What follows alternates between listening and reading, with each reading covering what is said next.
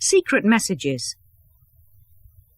Two songs from the album later became famous for the wrong reasons.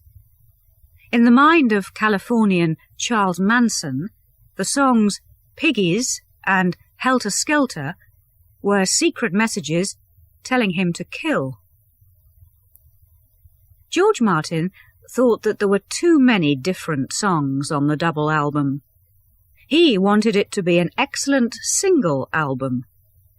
But Paul has said it's a fine little album. John also liked the simpler way of recording.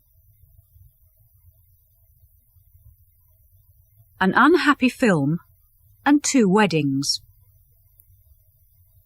At the start of 1969, the band needed new plans. Paul was full of ideas for the band's future. They decided to write an album and then play it on stage, all in front of cameras. This was the start of Let It Be. It was a bad time.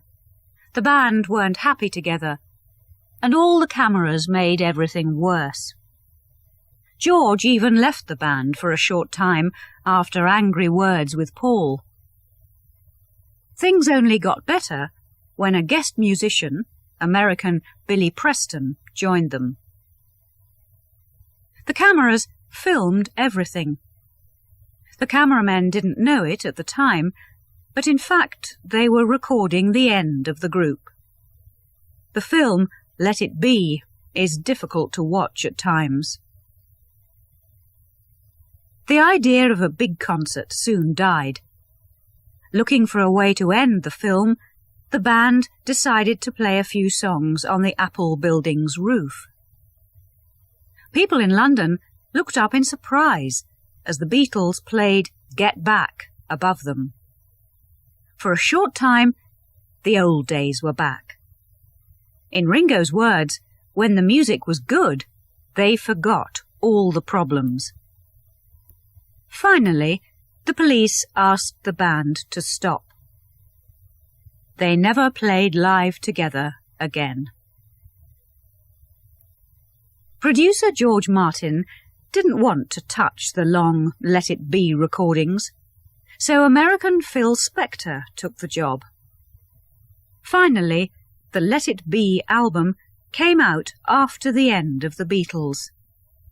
Paul didn't like Spector's work on it. Both he and George Martin hated the strings on The Long and Winding Road. In 1969, Paul married for the first time, and John married for the second time.